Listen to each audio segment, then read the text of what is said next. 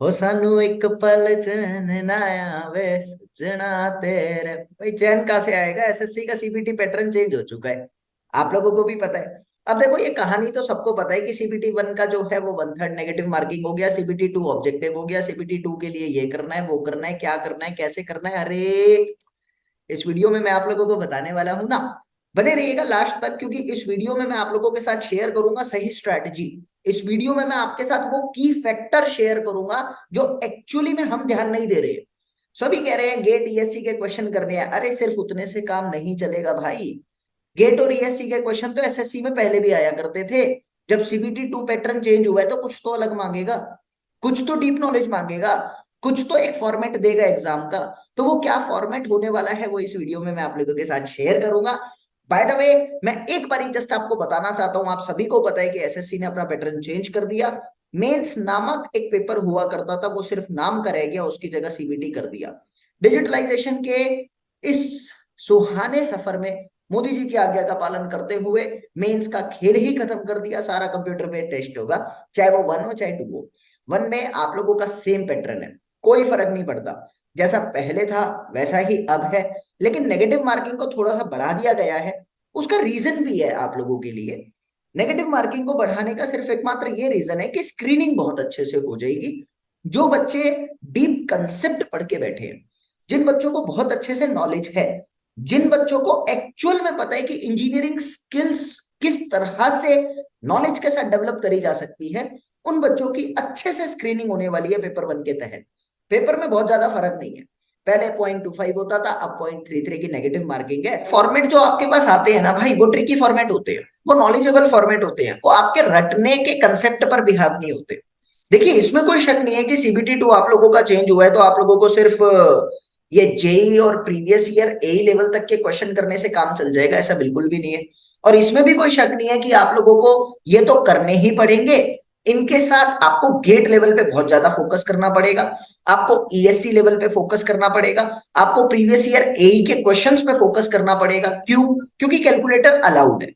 हमारी common sense, जो ऊपर की एक सतह का दिमाग होता है, वो कहती है कि ये तो पक्का आने वाला है क्योंकि कैलकुलेटर अलाउड है, और इसमें कोई शक नहीं है, करना तो पड़ेगा। लेकिन इसके साथ कुछ और भी करना पड़ेगा। थोड़ा ध्यान से सुनना मेरी बात को। सिर्फ न्यूमेरिकल नहीं आएंगे आपके पेपर में, आपके पेपर में न्यूमेरिकल के साथ थ्योरेटिकल कंटेंट भी आने वाला है। अब theoretical content as it is one liner format में तो उठा के देगा नहीं। आपको बहुत बड़ा सब्जेक्टिव पेपर तो है नहीं जो बहुत बड़ा सेंटेंस आपको लिखना पड़ेगा। देगा तो ऑब्जेक्टिव पैटर्न में। आपने कभी सोचा कि थ्योरेटिकल कंटेंट ऑब्जेक्टिव पैटर्न में 3 नंबर का क्वेश्चन किस हद तक जा सकता है? आप सोचिएगा इस बात को, मैं आपको बताता हूं। आपका वो थ्योरेटिकल कंटेंट 3 नंबर के क्वेश्चन में जाएगा कंसेप्चुअल बेस्ड। कंसेप्चुअल्स का मतलब क्या होता है? ओवरऑल ऊपर ऊपर की सतह में तो रखेगा नहीं, आपको दूध के अंदर डुबोएगा जरूर कि मलाई ऊपर चख ली थी, अब दूध के अंदर भी जाइए, स्वाद उसका भी लीजिए। आपको अगर कंटेंट की डीप नॉलेज है तो आप ये जरूर जान सकते हैं कि अगर मैंने वो फैक्टर नहीं किया, उसकी जगह कुछ और कर दिया, तो क्या इफेक्ट आ सकता है। या इसके बारे में किसी भी लैंग्वेज में अगर क्वेश्चन पूछ लिया, या किसी एक पर्टिकुलर टॉपिक की रिलेटिविटी या डिपेंडेंसी या इंटरकनेक्शन किसी और टॉपिक से है, डेफिनेटली उस टॉपिक के इंटर रिलेशन से कोई ना कोई क्वेश्चन बनेगा। जैसे सॉइल और इरिगेशन का बहुत बड़ा इंटर रिलेशन होता है, स्ट्रक्चर और सोम का बहुत बड़ा इंटर रिलेशन होता है। एसएमडी बीएमडी की मैं बात करूं तो वो छोटे मोटे बीम नहीं देगा, अब की बार बड़ा बीम दे देगा। और इसमें तो कोई शक नहीं है कि गेट और ईएस के क्वेश्चन तो आपको करने ही है, उस लेवल के क्वेश्चन तो आएंगे। तो कंसेप्चुअल्स पे फोकस रखना। कंसेप्चुअल्स पे फोकस रखने का मतलब होता है कि अपनी थ्योरी को सिर्फ उस तरीके से सॉल्व मत करना भाई कि आपको तो बस सॉल्व करना है, नहीं। आपको अपनी थ्योरी को कुछ इस तरीके से लेना पड़ेगा कि उसका रीजन क्या है, क्या क्यों और कैसे। इंजीनियरिंग असली चीज जो होती है वो यही होती है, हर चीज को तरीके से पढ़कर चलना। तो आपके कंसेप्चुअल्स क्वेश्चन जो 3 नंबर के आएंगे, उनका रीजन अगर आपको पता होगा तो आप आसानी से कर लोगे। दूसरी बात आती है statement based question. Previous year IES UPPSC AE का पेपर अभी हाल ही में 2 या 2.5 साल पहले चेंज हुआ था, वो भी मेंस होता था, अब उसको भी सीबीटी करा था। तो थोड़ा बहुत हिंट आपको वहां से मिलेगा, उसमें कोई शक नहीं है। प्रीवियस ईयर आईएएस के क्वेश्चन, एई में आए हुए क्वेश्चन, गेट में आए हुए क्वेश्चन जो स्टेटमेंट बेस्ड क्वेश्चन है, असर्शन रीजन के क्वेश्चन है, वो आप लोगों के लिए कोई शक नहीं है बहुत बेनिफिशियल होने वाले हैं, बहुत बेनिफिशियल होने वाले हैं। तो आपको उन पे बहुत ज्यादा फोकस रखना है। न्यूमेरिकल तो आपको दुनिया ने बताए हैं, आपको खुद को भी समझ है, लेकिन ये मेरे को ऐसा लग रहा था बच्चे भूलते जा रहे थे, इस पे कोई बात नहीं कर रहा था। तो मैंने छोटी सी बात करी है, कृपया करके थ्योरेटिकल कंटेंट पे भी फोकस रखना, क्योंकि न्यूमेरिकल अभी भी उतना ही आएगा जितनी जरूरत है। यानी वो हद से हद 30 या 40% आने वाला है। बाकी का थ्योरेटिकल कंटेंट से ही पेपर बनेगा आपका।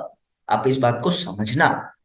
समझ रहे हैं भाई? 100 क्वेश्चन आप लोगों के आ रहे हैं ना, तो 40-50 क्वेश्चन ही बनेंगे आप लोगों के न्यूमेरिकल, बाकी थ्योरेटिकल कंटेंट बेस्ड होगा।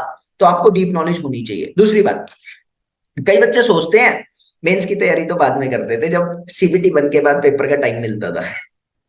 अब ऐसा नहीं होता भाई, सोच भी मत लेना ऐसा। मैंने तो सच्ची बताऊं आज तक सोचा ही नहीं था कि आप लोगों की मेंस की तैयारी कभी अलग होती है। देखिए ये तो क्या है ना, मार्केट सिनेरियो है, हम लोगों का बिजनेस है, दुकानदारी तो है ही यार, इसमें क्या शक है। आप लोग एडमिशन लेते हैं, हमारे पास खूब पैसा आता है, नाम आता है, कंफर्टेबल जिंदगी बीत जाती है। सिर्फ मेरा ही नहीं, सबका यही हाल है, सबका यही हाल है, दुकानदारी है। लेकिन दुकानदारी के साथ साथ कुछ इमोशंस भी है।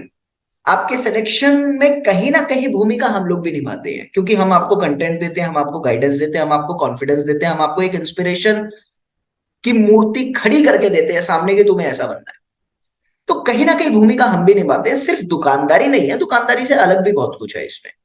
तो मैंने तो दुकानदारी मजाक में बोला था। खैर, बाय द वे, मैं बात कर रहा था यहाँ पर कि आप लोग पहले सोचते थे ना कि मेंस की तैयारी अलग से करते हैं, हालांकि मैंने कभी नहीं सोचा था कि मेंस का भी कोई अलग से बैच होता है। तैयारी तो एक ही होती है, उसी में से मेंस और उसी में से प्री आता है।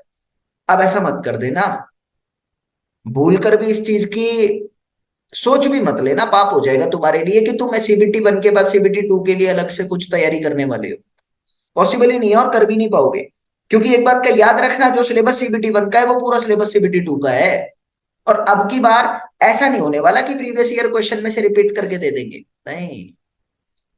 आपको तैयारी दोनों की साथ लेकर चलनी पड़ेगी। इवन साथ की साथ भी वैसे नहीं जैसे आप पहले करते थे कि ऊपर ऊपर की मलाई चखली और स्वाद बता दिया।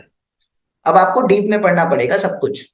सीबीटी 1 तो खाली आप इसलिए लेकर चलोगे कि हाँ, अच्छा, पानी में जाने से पहले जो समुद्र के आसपास की नौका विहार देखते हुए मन बहल जाता है, बस वहां तक है। जब समुद्र में डूबते हैं ना, तो असली घबराहट पैदा होती है, और वो घबराहट सीबीटी 2 है।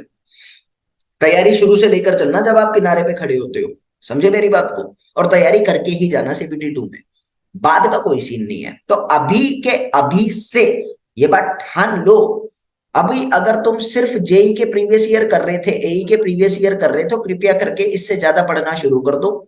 हर चीज में कोशिश करो क्या, क्यों और कैसे का कंसेप्ट अप्लाई करना शुरू कर दो, क्योंकि ये ही आप लोगों का सीबीटी 2 में आने वाला है। स्टेटमेंट बेस्ड क्वेश्चन के हर एक वर्ड को पकड़ो, क्योंकि वहां तो वर्ड्स का खेल होता है। असर्शन रीजन के क्वेश्चंस को फॉर्मेटेड लेकर आओ, मॉडिफाई करो, खुद से सोचो ये नहीं तो ये क्या होगा। इसी तरीके से तैयारी होगी।